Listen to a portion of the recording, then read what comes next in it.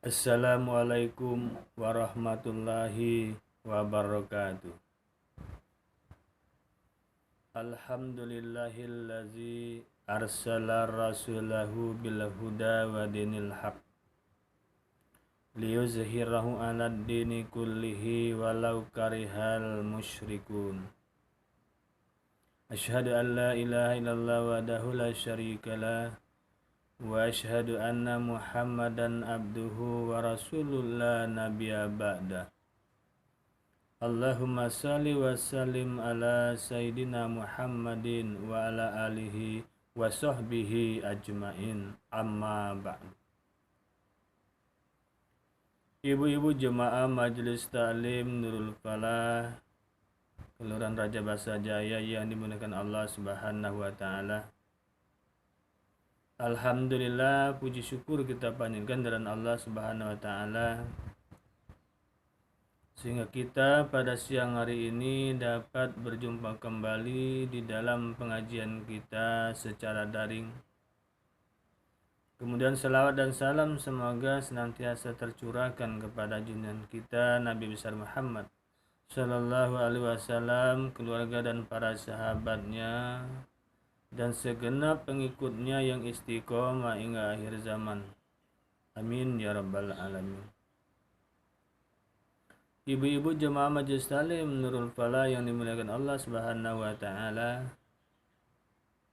Adapun tema kajian pengajian kita pada siang hari ini adalah tentang memperingati Maulid Nabi Muhammad sallallahu alaihi wasallam.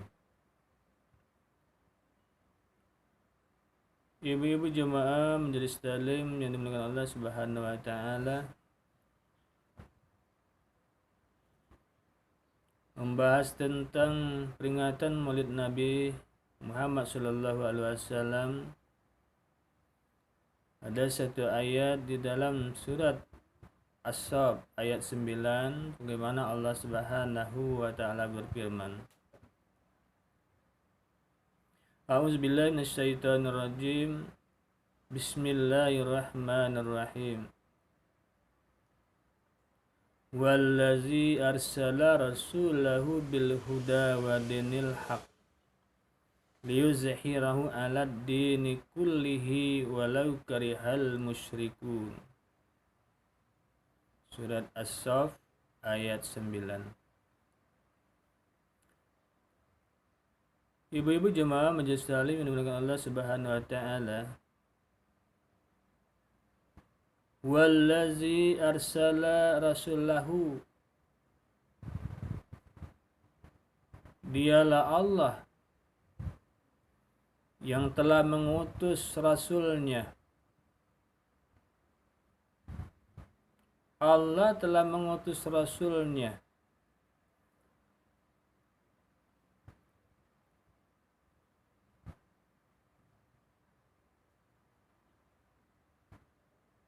bil huda wa dinil haq,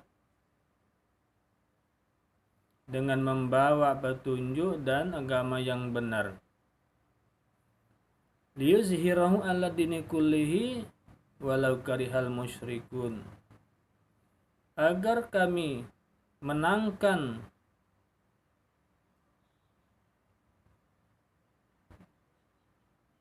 agama Islam dari semua agama, walaupun orang-orang musyrik membencinya.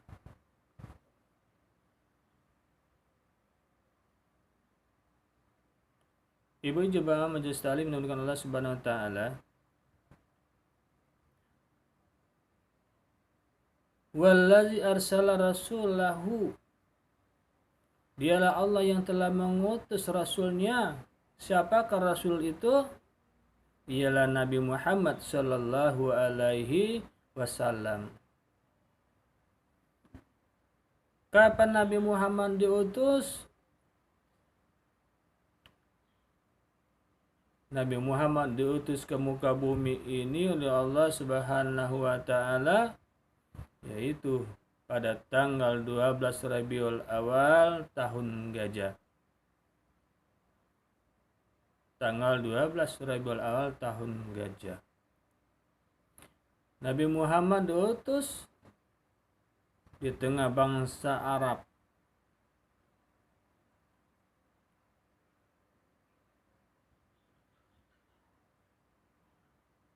Karena pada waktu itu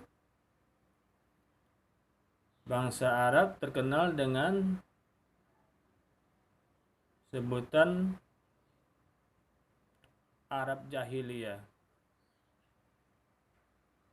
Arab yang bodoh tentang keyakinan, keimanan, ketauhidan pada Allah Subhanahu wa taala. Orangnya pintar-pintar tapi dia bodoh masalah keyakinan, masalah keimanan, masalah tauhid, masalah akidah. Keyakinannya kepada Allah Subhanahu wa taala.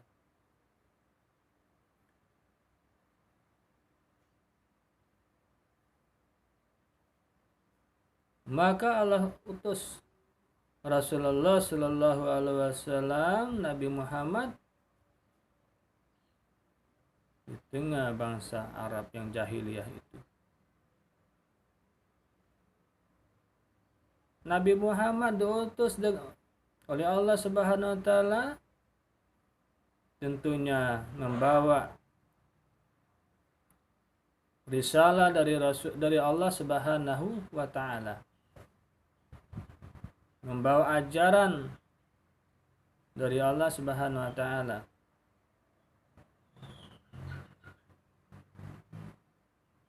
Apa yang dibawa oleh Nabi Muhammad sallallahu alaihi wasallam, diutus oleh Allah Subhanahu wa taala, bil huda wa dinil haq. Nabi Muhammad diutus oleh Allah Subhanahu wa taala, dia membawa hudan, membawa petunjuk dari Allah Subhanahu wa taala. Apa petunjuknya itu? Adalah Al-Qur'an. Al-Qur'an adalah petunjuk yang dibawa oleh Nabi Muhammad sallallahu alaihi wasallam ketika diutus oleh Allah Subhanahu wa taala ke muka bumi ini. Bagaimana dalam Al-Qur'an surah Al-Baqarah disebutkan ayat kedua bahwa zalikal kitabul la raiba fihi hudal lil muttaqin.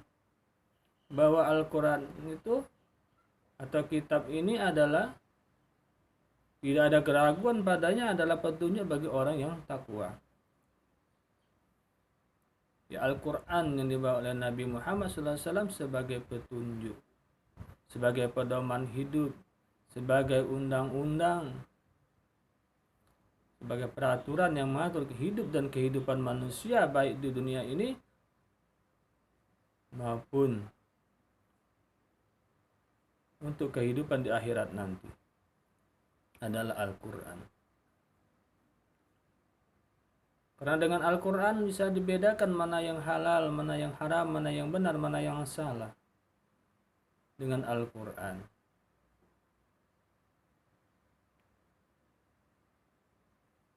Mana yang halal, mana yang haram, mana yang boleh, mana yang tidak boleh, diatur di dalam Al-Quranul Karim sebagai petunjuk yang dibawa oleh Nabi Muhammad SAW. Kemudian yang kedua yang dibawa oleh Nabi SAW adalah dinul haq, adalah agama yang benar, agama yang hak, agama yang benar. Agama apakah itu? Itulah Islam. Agama yang benar, agama yang diridhoi oleh Allah Subhanahu wa taala adalah Islam. Agama yang sudah disempurnakan oleh Allah Subhanahu wa taala adalah Islam. Bagaimana disebutkan di dalam surat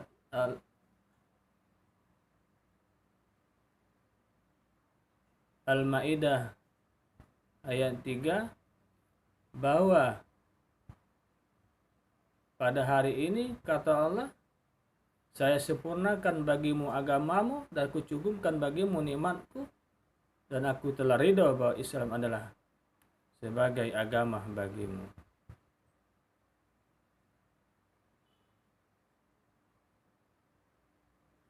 Di dalam surah Ali Imran ayat 19 juga Allah Subhanahu wa taala berfirman, "Innad dina indallahil Islam." Sesungguhnya agama yang diridhoi oleh Allah adalah Islam. Wa may yabtaghi ghairal Islam fala yuqbala minhu wa huwa fil akhirati minal khasirin. Barang siapa yang mencari agama selain daripada Islam, maka sekali-kali tidak diterima agama itu baginya. Maka di akhirat dia termasuk orang-orang yang rugi. Ali Imran 185. Ibu-ibu yang dimuliakan Allah Subhanahu wa taala, di Islam lah agama yang benar yang dibawa oleh Nabi Muhammad sallallahu alaihi wasallam. Liyuzhiru 'ala dini kullihi walau karihal musyrikun. Islam itu, kata Allah, akan memenangkan dari semua agama yang ada, walaupun orang-orang musyrik membencinya. Di agama Islam itu akan menang, akan dimenangkan oleh Allah Subhanahu wa taala dari semua agama yang ada di muka bumi ini. Jadi yakinlah kita dengan Islam, bahwa Islam inilah agama yang benar, agama yang diridhoi oleh Allah Subhanahu wa taala, yang dapat menyelamatkan umat manusia dari dunia sampai akhirat. Ibu-ibu jemaah yang dimuliakan Allah Subhanahu wa taala,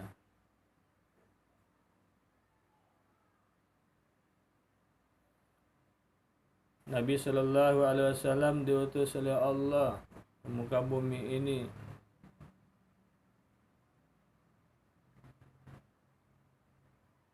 dengan membawa risalah, membawa petunjuk, membawa agama yang benar. Oleh karena itu,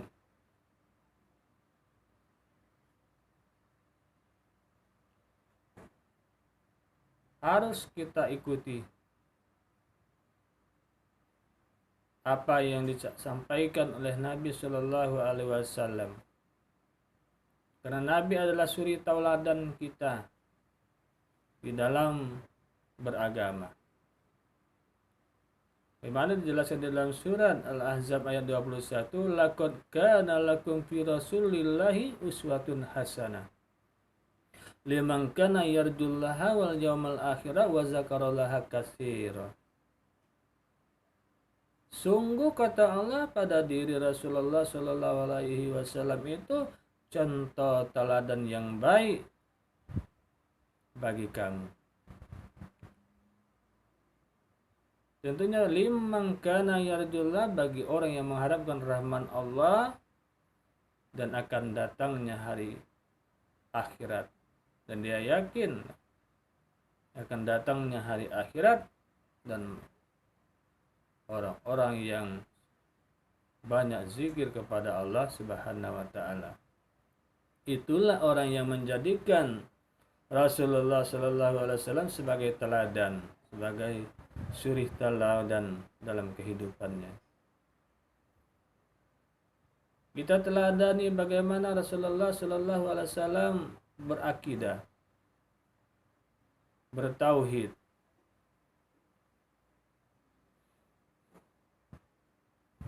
Karena Nabi sallallahu alaihi wasallam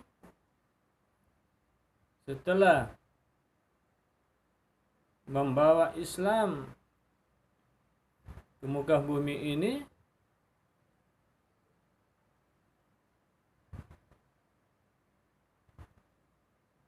khususnya di daerah di bangsa Arab, maka banyak perubahan-perubahan yang terjadi setelah Islam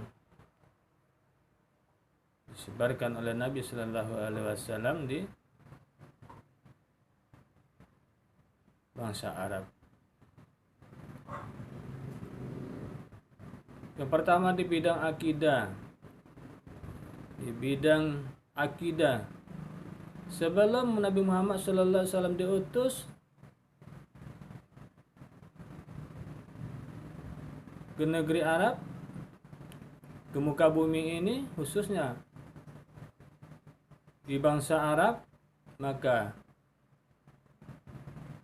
orang-orang Arab jahiliyah mereka menyembah berhala, menyembah patung yang mereka buat sendiri. Yang patung itu tidak bisa memberikan manfaat dan juga tidak memberikan mudarat. Mereka sembah, mereka ibadahi patung-patung itu. Namun setelah Nabi Muhammad SAW datang, Nabi Muhammad menghancurkan keyakinan-keyakinan itu, penyembahan-penyembahan itu, dengan menanamkan keyakinan bahwa satu-satunya yang patut disembah adalah Allah Subhanahu wa Ta'ala, yang Maha Esa, yang Maha menciptakan, yang Maha pemberi rezeki, yang Maha mengatur, dan yang Maha segala-galanya. Ini Allah Subhanahu wa Ta'ala. Kemudian yang kedua di bidang sosial. Sebelum Islam datang, sebelum Nabi Muhammad datang membawa ajaran Islam, di mana di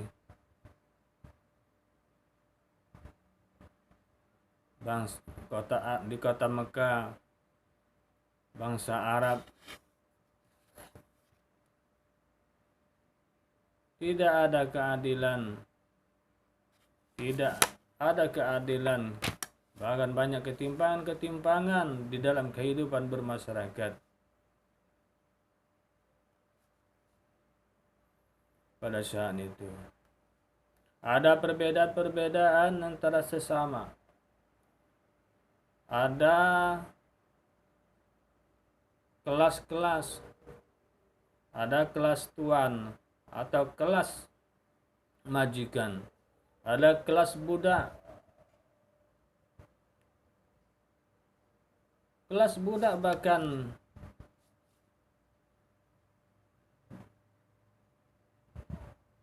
diperlakukan seperti hewan, dijual belikan, diinjak-injak kehormatannya. Mereka menangis, merintih, kesedihan karena dipaksa, karena lemah oleh orang-orang Arab jahiliyah yang berkuasa. Maka setelah Islam datang yang dibawa oleh Nabi Shallallahu Alaihi Wasallam, maka Nabi Shallallahu Alaihi Wasallam mendakwakan mereka, mempersatukan mereka, bahwa mereka adalah satu sama lain, adalah sama kedudukannya, sama derajatnya di sisi Allah Subhanahu wa Ta'ala. Tidak ada perbedaan. Maka Rasulullah mempersaudarakan mereka dengan kesamaan derajat, samaan hak di sisi Allah Subhanahu wa Ta'ala. Yang hanya ada perbedaan adalah di tingkat ketakwaannya kepada Allah Subhanahu wa Ta'ala. Orang yang paling mulia adalah orang yang paling bertakwa pada Allah Subhanahu wa Ta'ala. Hanya itu yang membedakan mereka. Kemudian di bidang politik, sebelum Islam datang, maka yang kuat dia yang berkuasa, yang gagah dia yang berkuasa. Hukum ditegakkan dengan tidak ada keadilan, tidak sesuai dengan kebenaran. Maka setiap suku pada waktu itu memperkuatkan posisi kedudukan sukunya masing-masing untuk dapat berkuasa,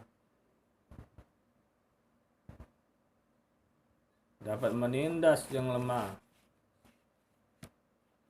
Maka setelah Islam datang, yang dibawa oleh Rasulullah Sallallahu Alaihi Wasallam, maka keadilan ditegakkan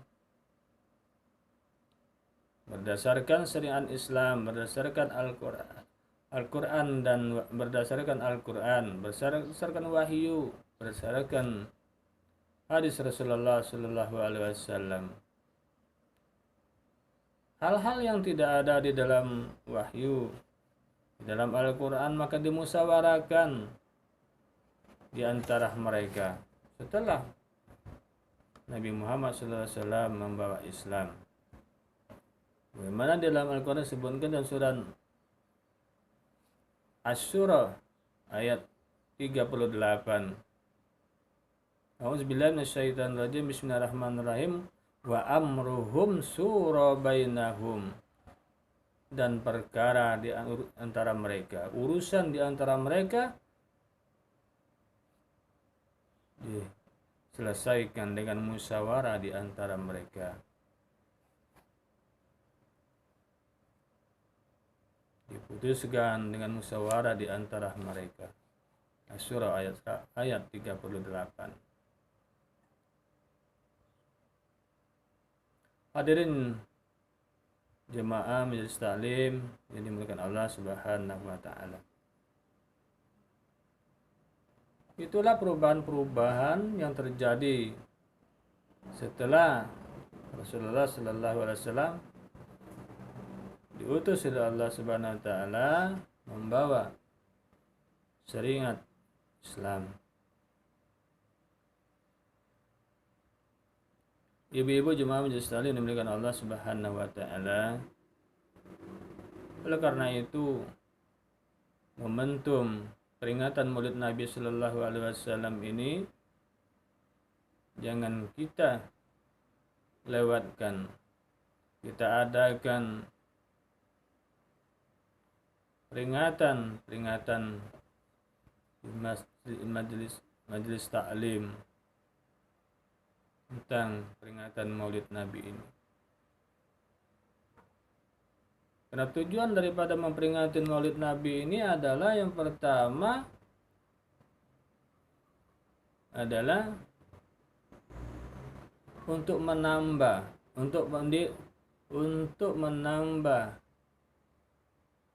kecintaan kita kepada Rasulullah Sallallahu Alaihi Wasallam.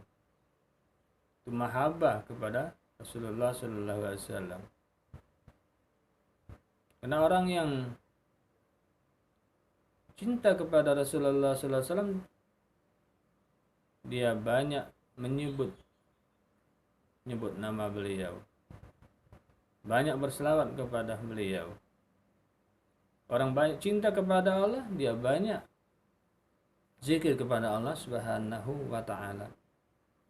Bagaimana di dalam hadis yang diriwayatkan oleh Aisyah,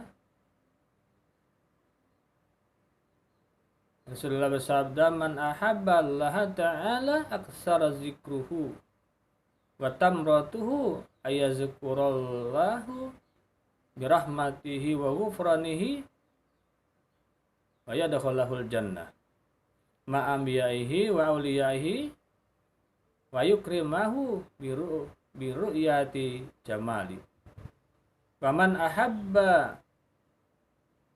ahabban nabiyya alaihi salam aksara minas salati alaihi tamratuhul wusulu ila syafaati wa suhbatihi fil jannah." Barang siapa, kata Nabi, yang mencintai Allah Ta'ala,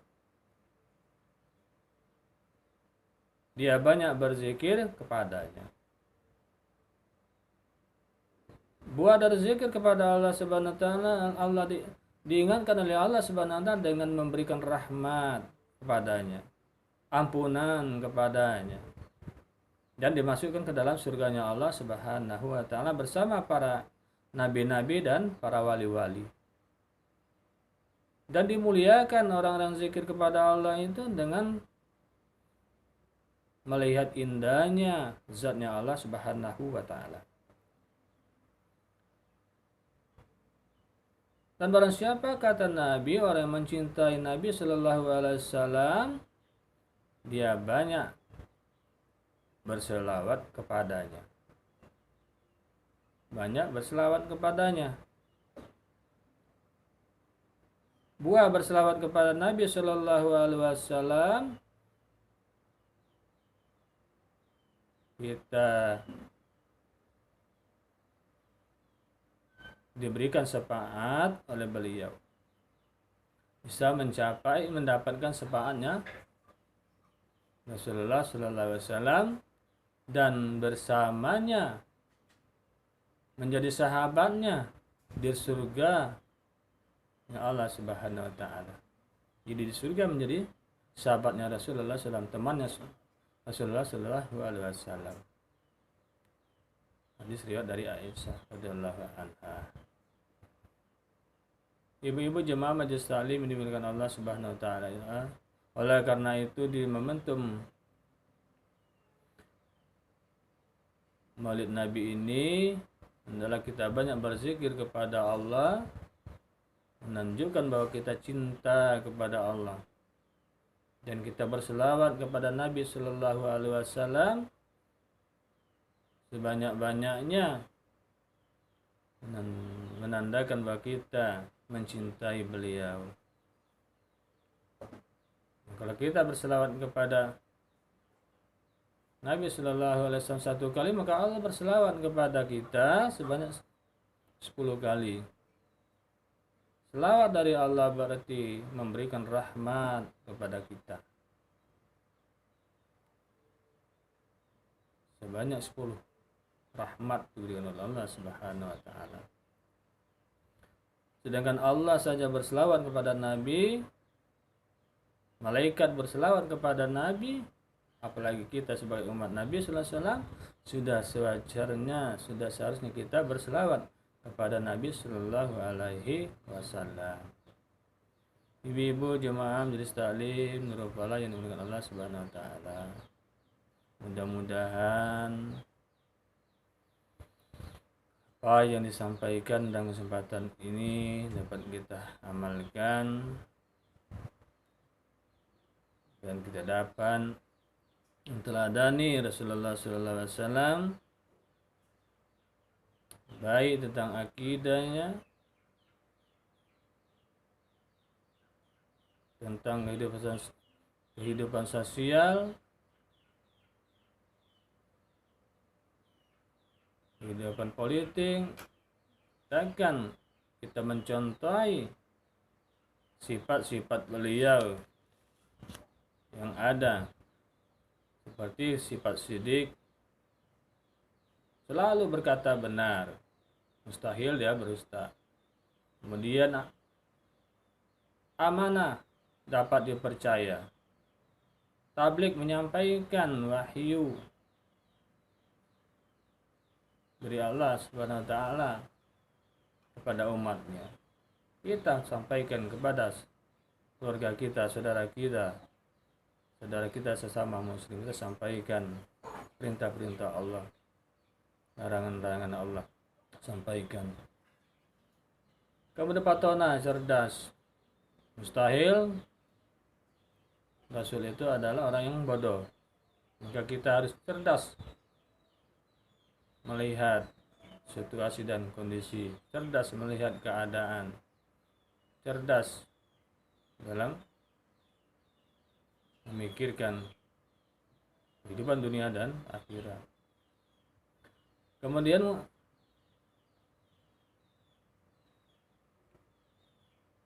ibu-ibu yang dimuliakan Allah Subhanahu Wa Taala,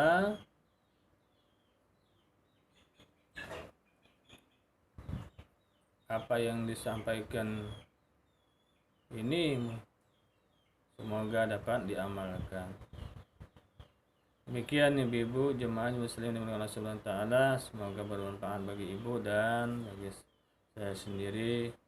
Mari kita tutup acara pengajian kita pada siang hari ini dengan bersama-sama kita membaca doa kafaratul majlis.